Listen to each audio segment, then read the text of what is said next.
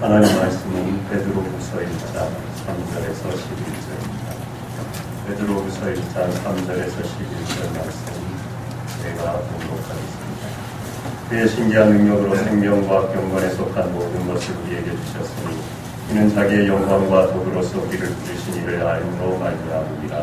이로써 그 보배롭고 지극히 큰 약속을 우리에게 주사 이 약속으로 말미암아 너희가 정욕 때문에 세상에서 썩어질 것을 피하여 신성한 성품에 참여하는 자가 되게 하려 하셨느니라.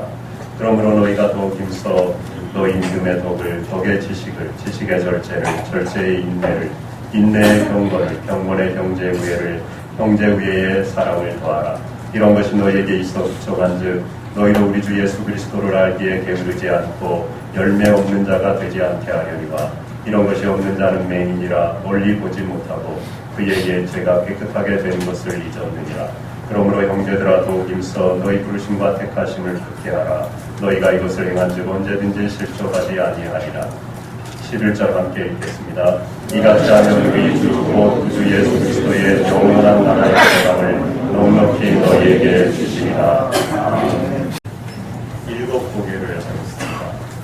첫 번째는 이건 남을 이해하고 받아들이기 위해서 자신의 생각과 마음을 넓히는 겁니다. 감을 잡은 분도 있을 것 같습니다. 두 번째, 상대방과 공존하기로 함께 살기로 선택하는 겁니다. 감이 오셨나요? 세 번째, 죽이는 주 때 받는 사람의 입장을 배려해서 사려 깊게 주는 겁니다. 네 번째, 수고해야 되지만 무조건 자기 생각만 하는 것과는 다릅니다. 혹시 이제 아실까요? 틀릴까봐 얘기 안 하지. 다섯 번째, 느낌이 아니라 책임입니다. 여섯 번째, 반대말은 미움이 아니라 무관심, 게으름. 뭘까요? 예, 미리 말씀하셨네요. 혹시 대답 안 하면 일곱 번째, 눈물의 씨앗입니다. 사랑입니다. 인생의 집을 지어가는데 기초, 기둥 중요하죠. 지난 시간에 우리가 기둥에 대해서 기둥을 잘 세워야 집이 튼튼해진다 말씀을 나누었습니다. 오늘 마지막 지붕을 덮어야 집이 완성됩니다. 여러분 기초와 기둥이 아주 훌륭하고 튼튼해도 지붕 없는 집 보셨습니까? 가끔 폐가 같은 데 가면 전쟁통에 폭탄 맞은 집 가보면 지붕이 날아가고 없어요. 아무것도 할 수 없습니다. 집이 아니에요. 기둥이 아무리 대리석으로 그리스 신전처럼 조각을 해놓고 깎아놔도 지붕이 없으면 그건 집이 될 수 없어요. 지붕은 뭡니까? 돕는 겁니다. 오늘 마지막 기초와 기둥 다 지난 다음에 마지막에 사랑을 더하라. 이게 사랑의 집입니다. 집 나간 탕자가 있잖아요. 아버지 재산 미리 상속받아서 반을 받아서 나가서 허랑방탕하게 다 탕진해버렸습니다. 돼지 쥐염 열매를 먹다가 아버지 집에 가서 그래도 거기 가서 죽자 하고 돌아갑니다. 그 아들이 아버지를 그렇게 아프게 하고 힘들게 하고 소식 한 번 없이 그 많은 재산을 미리 물려받아가고 돌아가시지도 않았는데 허랑방탕한 이 자식이 그래도 아버지 집에 내가 돌아가리라 생각할 수 있었던 건 아버지의 사랑을 기억했기 때문에. 그래도 아버지는 나를 품어는 주실 거다. 내치지는 않겠지. 종의 하나로라도 써주실 거다 하는 그 아버지에 대한 사랑의 기억이 있었기 때문에. 그런데 웬걸요? 송아지를 잡습니다. 동네 사람들 다 불러 잔치합니다. 손에 가락지를 끼워줍니다. 자녀가 되었다는 거에 다시 아들의 권세를 회복했다는 겁니다. 발에 신을 신겨 주었습니다. 다 덮어주셨어요. 어떤 걸로 해주셨다. 너가 이제까지 나 속썩이고 그렇게 잘못한 거 기억도 안 나는 걸로 그 허물을 다 덮어주십니다. 하나님의 사랑입니다. 어느 집에 청소년이 가출을 했어요. 이제 얼마 만에 집에 갔습니다. 지내는 가운데 누가 물었어요. 아, 너 가출했는데 한참 있다가 집에 왔는데 또 아버지가 너도 송아지 잡아주시더니, 그러니까 이 아이가요, 웬걸요? 송아지는커녕 저를 잡을 뻔하셨어요. 덮어줘야 돼요. 다 정죄하고 잘못한 걸 추궁하고 따지고 그러면은 사람의 집이 될 수가 없어요. 지붕이 없는 집과 마찬가지예요. 아무리 기둥이 훌륭하고 기초가 튼튼하고 그래도 용납하는, 그저 눈 감아주고 괜찮다고 하는 이 사랑의 지붕이 얹어져야 우리의 삶이 온전한 집이 되는 겁니다. 알렉산더 대왕이 초상화를 하나 부탁을 했습니다. 궁중 화가한테. 근데 이 화가가 초상화를 그리려고 했더니 전쟁을 하도 많이 해놓으니까 전쟁통에 이마에 큰 흉자국이 있는 거예요. 너무 흉할 정도로. 이 화가가 고민에 빠졌어요. 초상화니까 있는 그대로 그려야 되는데 그러면 이 대왕의 권위와 자랑스러운 명예가 좀 손상이 되잖아요. 뭐 해적도 아니고 여기에 전쟁에 난 큰 흉이 있으면 그 초상화 볼 때마다 끔찍하잖아요. 전쟁관이나 그럴 거 아닙니까? 그렇다고 또 그거를 쌓아 먹는 것을 요즘 우리 뽀샵하듯이 지워버리자니 그거 엉터리잖아요. 진짜 초상화가 아니잖아요. 가짜 초상화잖아요. 이 심각한 고민이에요. 잘못 그렸다면 또 대왕한테 혼날 수도 있지 않습니까? 고민하다가 한 가지 방법을 찾았습니다. 아하! 이마에 손을 짚고 고뇌하고 있는 로댕에 생각하는 사람처럼 그런 나라 걱정하느라고 이러고 있는 대왕의 모습을 그리자. 흉도 가려지고 폼도 멋있고요. 어떻게 멋있는가요? 대답이 없으십니다. 여러분, 타인의 허물을 가려줘야 됩니다. 다 드러내서는 살 길이 없어요. 온전한 인생이 될 인생이 하나도 없습니다. 하나님이 지금도 우리의 허물을 다 가려주니까 우리가 이렇게 살고 있는 거죠. 베드로전서 4장 8절이에요. 무엇보다도 뜨겁게 서로 사랑할지니 사랑은 허다한 죄를 덮습니다. 사랑은 허다한 죄를, 허물을 덮어주는 겁니다. 여러분 덮어주시기 바랍니다. 그렇다고 잠자는 분 이불로 확 덮치는 거 아니에요. 숨쉴 구멍은 내놓고 덮어주세요. 그냥 무조건. 알아도 모른 척, 봐도 못 본 척. 그게 우리가 지어야 될 사랑의 집입니다. 우리 죄를 지금도 허물하지 않고 다 덮어주시는 하나님의 사랑이 우리 안에 가득해야 돼요. 여러분의 심령에 지금도 흘리신 보혈로 우리의 모든 죄와 실수와 허물을 없다 해주시는 주님의 은총이 여러분의 심령에 가득하시기를 바랍니다. 그 지붕을 덮으시기 바랍니다. 그리고 나도 덮임을 받았으니까 다른 사람의 허물도 좀 덮어주시기 바랍니다. 기도해 주시기를 바랍니다. 그리고 지붕은요, 덮어주는 거예요. 그리고 또 하나 막아주는 거예요. 덮어서 따뜻하게 평안하게 좀 실수하고 죄를 지어놓고도 아빠니까 엄마니까 용서해 주실 거야. 집에 들어가면 밥 맛있게 차려주실 거야. 그래서 가정이 중요한 거 아닙니까? 사랑의 공동체예요. 그런데 이 가정은 또 하나요. 이 세상의 비바람으로부터 우리를 막아줍니다. 차단해줍니다. 세상 죄의 유혹으로부터 우리를 지켜줘요. 특별히 마귀는요. 우리 삶의 고난이라는 우리가 정말 원치 않는 이걸 갖다가 자꾸 줌으로써 우리가 죄에 걸려 넘어지고 하나님께 불평하게 하고 관계가 깨어지게 만들고 만듭니다. 고통을 통하여 사람들은 하나님 주신 이 축복된 삶을 누리지 못하게 되는 경우가 많아요. 믿음 잃어버릴 때도 많습니다. 불평합니다. 불만합니다. 내 삶에 왜 이런 고난이 있는가 하다가는요. 죄 가운데 빠져버립니다.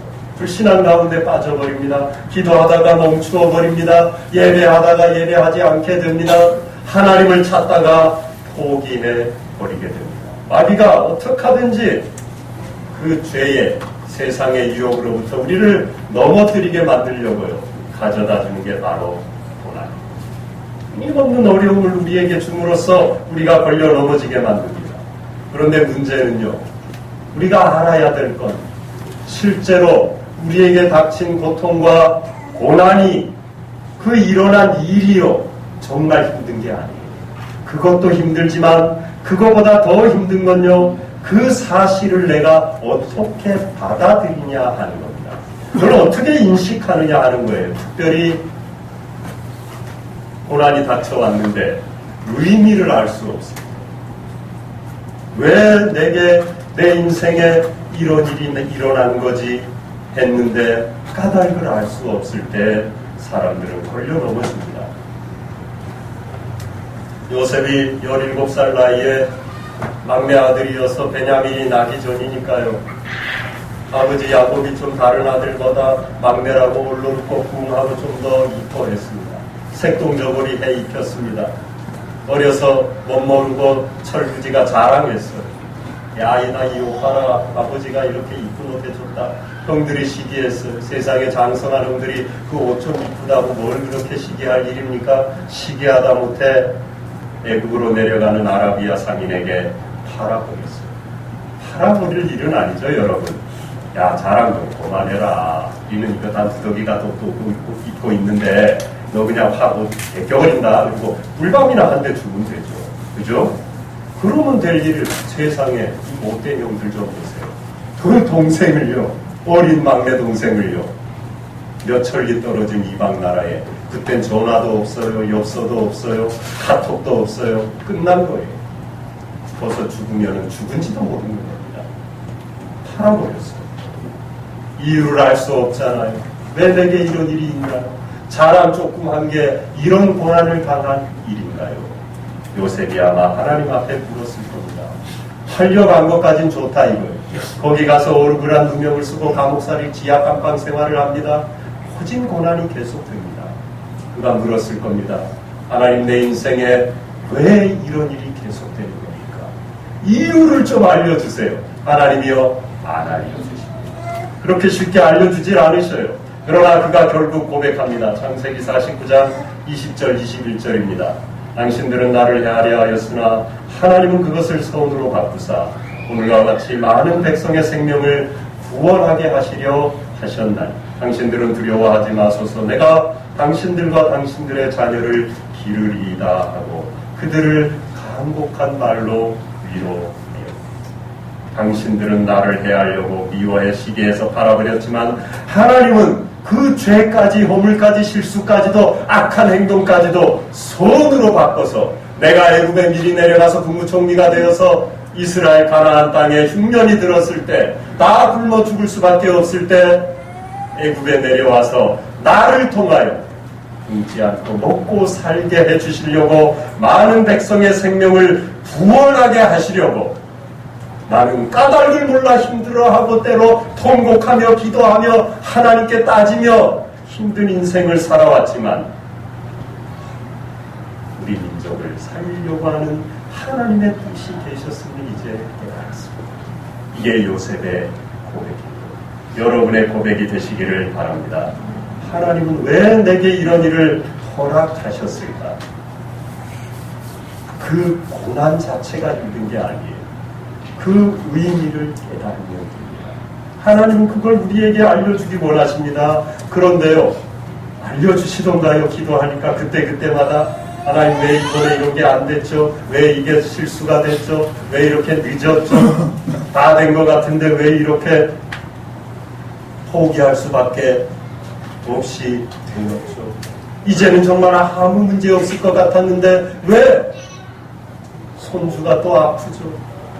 여러분, 끝도 없어요. 그런데 그때마다 이유를 알려주시던가요? 하나님이 안 알려주십니다. 왜냐?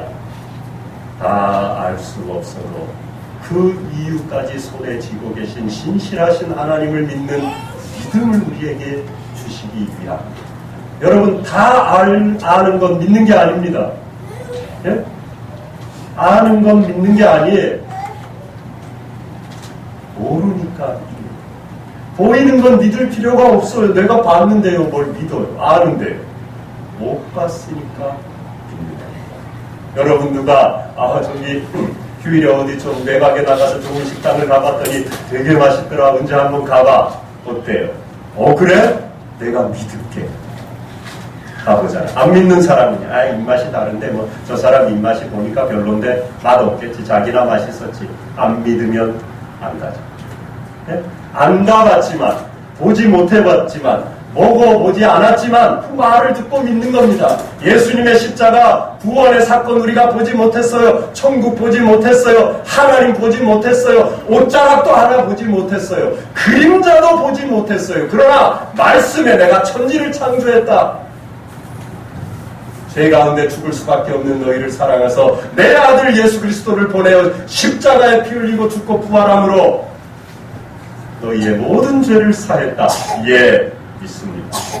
보지 못했지만 하나님의 말씀에 의지해서 믿는 것. 하나님은 이 믿음을 우리에게 주시려고 그 까닭을 그때그때 알려주지 않으시고 알려주면 믿지 않으니까요. 이미 알아버렸으니까요.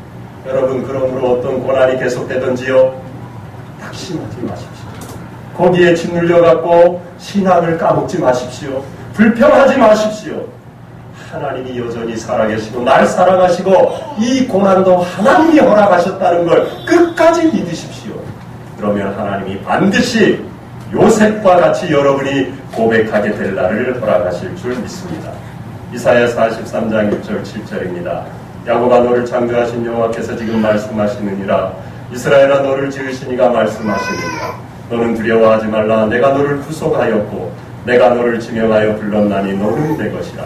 내가 내 눈에 보배롭고 존귀하며 내가 너를 사랑하였은즉 내가 내 대신 사람들을 내어주며 백성들이 내 생명을 대신하리니 내 이름으로 불려주는 모든 자 곧 내가 내 영광을 위하여 창조한 자를 오게 하라. 그를 내가 지었고 그를 내가 만들어. 두려워하지 말라는 겁니다. 어떤 고통 가운데도 낙심하지 말라는 겁니다.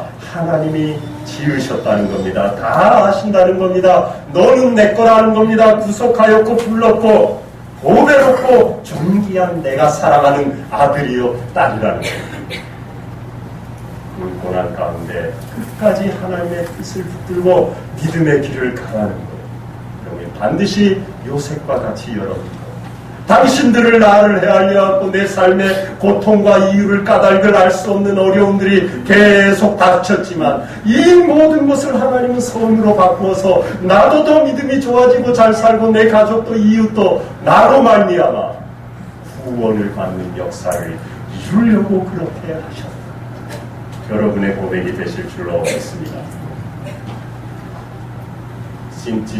지난주 우리가 기둥을 놓았어요. 근데 여러분 마음대로 안 되잖아요. 우리가 말씀을 나누는 가운데도 우리 기초가 삐그덕거리고 기둥이 하나가 주저물러 앉고 삐딱하고 그렇지 않습니까? 또 균형이 안 맞고 어느 거는 높고 어느 거는 낮고 그렇잖아요. 믿음 시때때로 우리가 약해지죠. 더 선한 마음 태평양 바다 갔다가요 조금만 더 있으면 밴댕이 속 같아지는 게 우리의 선한 마음. 한계가 있어요. 수시로 바뀝니다. 지식 온전치 못해요. 우리가 어떻게 다 압니까? 절제 여러분 맨날 절제가 되던가요? 되다가도 안 될 때가 많아요. 인내 참 힘듭니다. 경건 하나님께 오로만 마음을 향하고 말씀 예배 기도에 전념하고 남을 돕고 사랑하고 그런 삶을 살려고 해봤지만 우리 마음을 세상에 뺏길 때가 얼마나 많은지 모릅니다. 형제 위에 손 내밀어 보려고 했지만 그 손이 쑥스러울 때 우애하려고 친절을 베풀려 보고 했지만 오히려 그것 때문에 더 상처받을 때 여러분 형제간의 우애 인간관계가 내 맘대로 되던가요? 도대체 알 수도 없는 변수들이 돌들이 툭툭 튀어나와가지고는 성질나게 만들어요. 좋던 관계도 깨어지게 만듭니다. 우리의 힘으로 안 된다. 요즘 차가 많으니까 어지간하면 다 운전을 합니다. 근데 보면은 막무가내로 끼어드는 사람들이 있죠. 택시도 많이 그러고 버스도 그러고 아마 영업용이라고 아주 그냥 유세를 떠는 것 같아요. 이해는 해야죠. 다 이제 그분들은 영업을 해야 되니까. 근데 너무 급하게 깜빡이도 안 넣고 뛰어들다가 부딪히려고 하면 정말 막 그냥 쌍시옷자가 나오려고 할 때도 있죠. 그리고 요즘처럼 이렇게 날이 더워보세요. 더 짜증납니다. 날도 더운데 뭐야 저거 막 이러고 그냥 이게 올렸다 내렸다 손가락을 뭐 뻗었다 말았다 막 화를 냅니다. 한국 사람들 폭발 지경이에요. 그때 어느 분이 누가복음 23장 14절을 암송한답니다. 아버지 저들을 사하여 주옵소서 자기들이 하는 것을 알지 못함이니이다. 그러면은 화가 좀 가라앉는 짜증이 막 폭발하려다가 가라앉는답니다. 여러분 절제 내 마음대로 되지 않아. 기초와 기둥으로 내 노력으로 이걸 잘 세우는데 한계가 있더란 말입니다. 그럼 어떻게 가능합니까? 오늘 사랑의 지붕을 덮는 길밖에 없습니다. 하나님의 사랑 안에서만이 가능한 거예요. 내가 아무리 기초를 잘 작업을 하고 기둥을 세워보려고 한들 한계가 있어요. 무너지기 쉬워요. 다 쌓아놓은 거 이제 지는데 보면 싸그리 무너져 있을 때도 있더란 말입니다. 그러므로 지붕이 덮어주고 막아줄 때만이 우리의 삶이 보장됩니다. 내 힘으로 안 돼요. 하나님의 은혜로만이 가능합니다. 기도서 2장 11절 12절입니다. 모든 사람에게 구원을 주시는 하나님의 은혜가 나타나 우리를 양육하시되 경건하지 않은 것과 이 세상 정욕을 다 버리고 신중함과 의로움과 경건함으로 이 세상에 살고 여러분 하나님의 은혜만이 우리를 경건의 자리에 이르게 해요. 하나님의 은혜와 사랑만이 우리 인생의 집을 잘 지어갈 수 있게 해줍니다. 구원만 은혜로 거저받는 게 아닙니다. 구원은 우리가 거저받았잖아요. 우리의 죄를 씻어야 될 십자가의 형벌을 예수님이 다 지셨잖아요. 우리는 그걸 믿습니다만 하면 돼요. 그러니까 우리가 한 건 아무것도 없어요. 거저받은 선물입니다. 그게 은혜예요. 여러분 그러나 은혜는 여기까지고 여기까지만 은혜 똑 따놓고 그 다음부터는 내 노력으로 내 힘으로 내 인생의 집을 지어봐야지 천국 가는 날까지 하나님의 신의 신성한 성품에 참여하고 하나님과 동행하는 삶을 하나님의 임재가 늘 내 심령에 가득한 삶을 살아봐야지 아니다. 그것까지도 내 힘으로 하는 게 아니라 하나님의 은혜로 할 때만이 하나님의 사랑에 의탁할 때만이 온전한 믿음의 집을 지을 수 있다는 겁니다. 내 안에 있는 하나님의 사랑만이 그 사랑의 지붕만이 내 집을 온전하게 지을 수 있다. 유대 랍비가 이런 말을 했습니다. 주머니가 우리 보통 두 개 있잖아요. 뭐 속주머니도 있고 뒷주머니도 있고 많지만 앞에 두 개잖아요. 하나님을 믿는 사람들은 돌을 두 개를 양쪽 주머니에 하나씩 넣고 다녀요. 한쪽 주머니에 넣은 돌에는 나는 재와 티끌에 불과하다. 또 나머지 다른 쪽에 돌 하나에는 이 세상은 나를 위하여 창조되었다. 이렇게 써서 돌 두 개를 넣고 다니며 가끔 꺼내 보아야 한다. 그런 말을 했습니다. 무슨 말입니까? 나는 죄인입니다. 죄와 티끌에 불과합니다. 이 죄를 내 힘으로 씻을 길이 없는 연약한 허물 많은 죄인이 뿐입니다. 이걸 기억하고 살아라. 가끔 꺼내보라는 겁니다. 그 다음에 반대로 거기서만 끝나면 절망밖에 될 게 없잖아요. 죄 가운데 죽을 수밖에 없잖아요.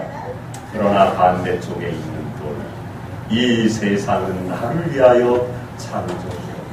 하나님이 나를 사랑하신다. 그래서 독생자를 주셔서 내 모든 죄를 씻어주시고 사랑의 지붕으로 내 삶을 덮어주셔서 이 세상은 나를 위해 창조되었기에 나는 떳떳하게 마음껏 하나님의 은혜와 도우심으로 살아간다. 그러나 나는 여전히 내 힘으로 아무것도 할 수 없는 허물 많은 죄입니다. 이 돌 두 개를 같이 쥐고 살아가요.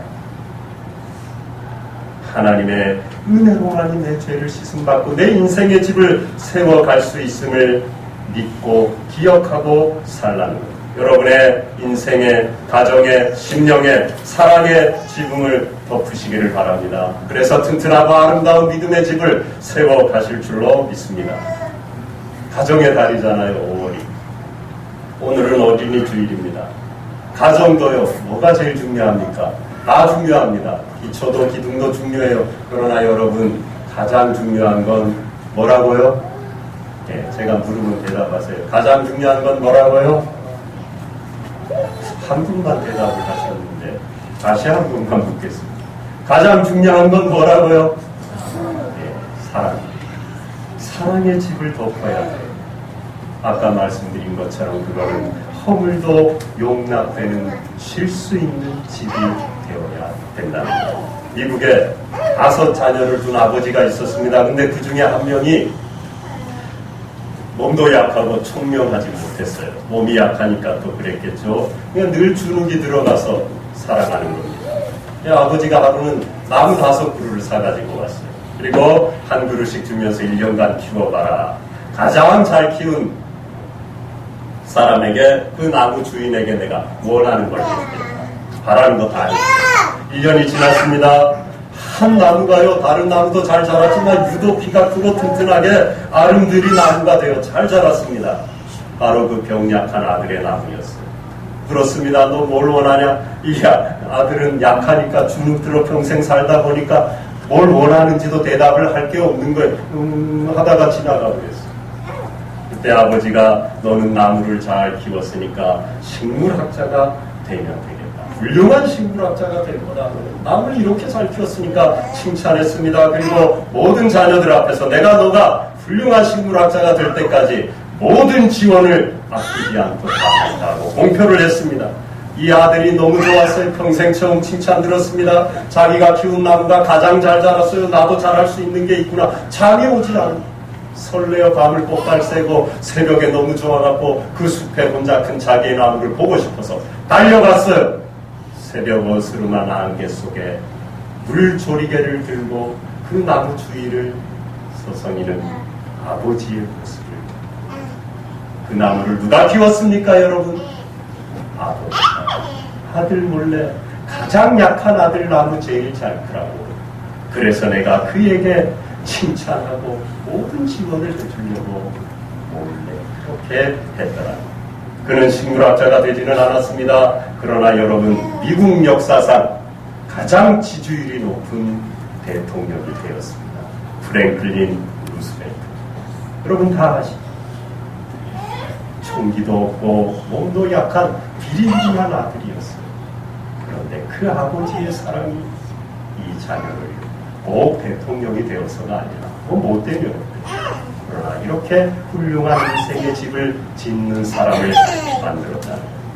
여러분, 자녀는 가정에서요 인정받아야 됩니다. 왜 자녀를 우리 가정에 주셨느냐? 인정받으라고 주신 거예요. 사랑받으라고 주신 거예요. 칭찬받을 자격이 있습니다. 격려받을 자격이, 권리가 있다고. 여러분의 자녀 여러분 게 아닙니다. 우리 거 아닙니다. 하나님의 거. 인정해야 됩니다. 칭찬해야 됩니다. 격려해야 됩니다. 한인격으로 귀하게 대우해야 됩니다. 함부로 대우하면 안 돼요.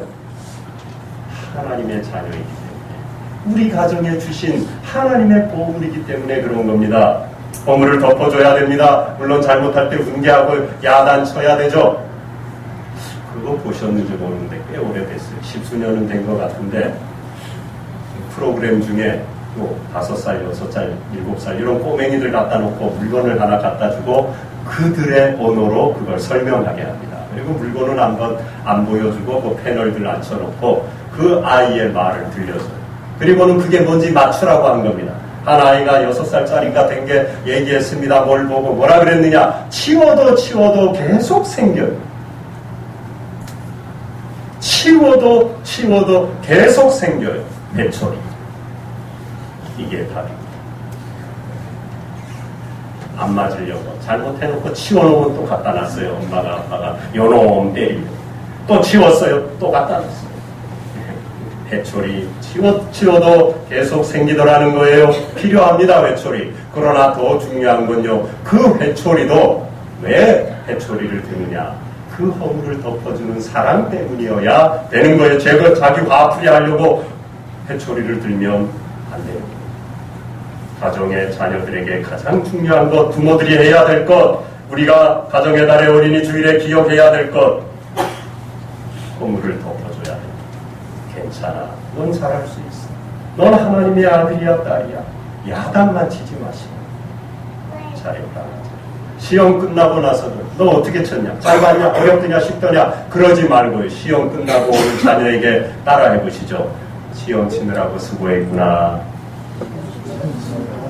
그래야 돼. 그 다음에 물어보세요. 어떻게 잘 봤냐? 그것도 안 물어볼 수는 없잖아. 궁금하니까.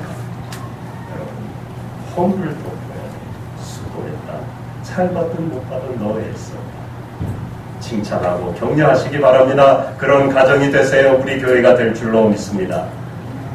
그런데요, 아무리 이런 아버지의 사랑도, 사람의 사랑도, 어머니의 사랑도요, 상대적입니다. 절대적일 수 없어요. 그러나 하나님의 사랑은 상대적이지 않아요. 절대적인 사랑입니다. 사람의 사랑은 변합니다. 나는 안 변해도 세상이 변해서요, 그 사랑이 사그라들게 만들어요. 그러나 하나님의 사랑은 변하지 않는 영원한 사랑입니다. 사람은 모든 걸 감싸주는 것 같아도 한계가 있어요. 참다 폭발합니다. 그러나 하나님은 끝없이 참고 용납할 수 있는 무한한 사랑. 하나님의 사랑은 절대적입니다. 하나님의 사랑은 영원합니다. 하나님의 사랑은 무한합니다. 그 사랑이 이 세상에는 없습니다. 그러므로 우리는 어떻게 하든지 기초와 기둥이 좀 부족해도, 허물이 많고 실수가 많고, 인생의 집을 지어가다가 낙심하고 절망하고 불평하고 무너진 지경일지라도 나를 사랑하시는, 절대적으로 영원히 무한히 사랑하는 그 하나님의 사랑만 붙들고 있으면, 그 사랑의 지붕만 덮으면 나머지 모든 것 하나님의 사랑이 해결해 주는 겁니다. 그런 심령이 되는 겁니다. 그런 신앙의 집을 지어가는 겁니다. 그런 가정이 되는 겁니다. 하나님이 든든히 세워가는 사랑의 교회가 되는 겁니다. 주사랑 교회가 되는 겁니다. 다음 주에 이 가정의, 5월의 달이니까, 또 가정의 달이니까 신앙 전승하는 온 가족 예배를 드리려고 합니다. 다 우리 계획표에도 나가 있고 계획하고 하실 겁니다. 신앙을 전승하는 서약식도 여기 있어요. 물론 그게 중요한 건 아니지만 어쨌든 형식적으로라도 하고, 또 올 수 있는 가족, 못 나왔던 부모님이나 자녀나 또 멀리 있어서 못 나왔던 또 그날만 올 수 있으면 오도록 해서 온 가족이 여기에서 하나님이 우리의 가정의 주인인 것을 그 사랑으로 덮어주시고 그 신앙을 내게 주셨기에 자녀에게 그걸 전승하는 그런 예배를 드리려고 합니다. 여러분 기도하시고 초청하시고 하나님께 영광 돌리는 그런 날이 되면 좋겠습니다. 베드로가 무리로 걸어오는 예수님을 봤어요. 나도 무리로 걷고 싶었어요. 스승인 주님도 걷는데 나도 못 걸으랴. 주여 나에게도 걸어오라고 한마디만 해주소서. 그러면 걸을 것 같습니다. 와라. 발을 디뎠는데 물에 빠지지 않는 겁니다. 한 발이 빠지고는 또 한 발을 뻗었어요. 이 발이 빠지고는 또 빠졌어요. 그렇더니 안 빠지는 거예요. 근데 파도가 높게 쳐오는 거예요. 그러다가 사람인지라 파도를 보다가 빠졌어요. 살려주세요. 어프. 그때 예수님이 베드로 보고 믿음이 적은 자요. 왜 두려워? 내가 있지 않느냐 말씀하셨습니다. 베드로의 인생의 출발은 믿음이었어요. 믿음이 적은 자요.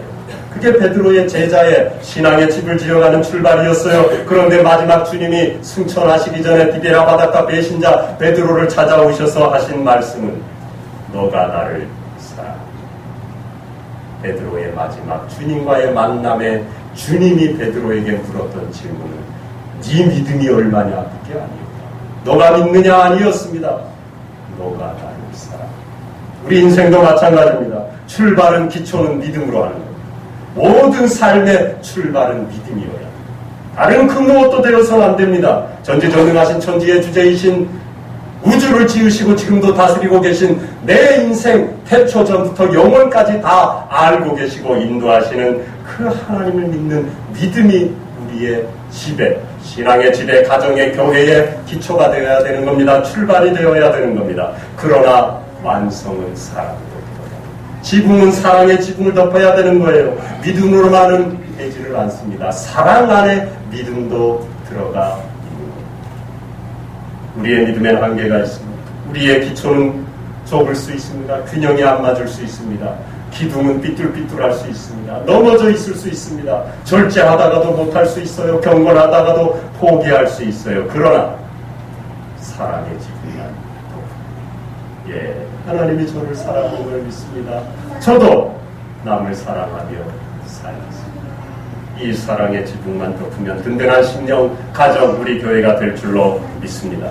고린도전서 13장 2절 3절입니다. 또 산을 옮길 만한 모든 믿음이 있을지라도 사랑이 없으면 내가 아무것도 아니요 내가 내게 있는 모든 것으로 부재한 것도 내 몸을 불사르게 내줄지라도 사랑이 없으면 내게 아무 유익이 없느니라. 기도하겠습니다. 하나님 아버지, 3주간 우리 신앙의 인생의 집을 짓는 기초, 기둥, 지붕에 대해서 말씀을 나누었습니다. 믿음으로 기초를 든든히 세우게 하여 주시옵소서. 떡과 지식과 절제와 인내와 경건과 형제 이후 외에 기초와 기둥을 세워가게 하여 주시옵소서. 그러나 우리가 연약하여 믿다가도 낙심할 때가 많고 아버지 하나님 경건 생활하다가도 포기할 때가 많습니다. 게을러질 때가 많습니다. 우리의 힘으로 할 수 없사오니 주님의 사랑으로 우리의 집을, 우리의 삶을 덮어 주시옵소서. 우리의 허물을 다 가려주시는 그 사랑으로 덮어질 때 우리는 믿음의 집을, 신앙의 집을 주님 닮아가는 신성한 성품에 참여하는 주님과 동행하는 그 집을 지어가는 줄로 믿습니다. 다른 것이 다 부족하고 넘어지고 절망할 것밖에 없고 고통 중에 있을지라도 나를 사랑하시는 그 주님의 사랑으로 나를 덮어주시는 그 사랑을 기억하며 이 집을 든든히 세워가는 우리 모두 되게 하여 주시옵소서. 주사랑의 모든 가정들, 자녀들 되게 하시고 우리 교회 되게 만들어 주시옵소서. 예수님 이름으로 기도하옵나이다. 아멘.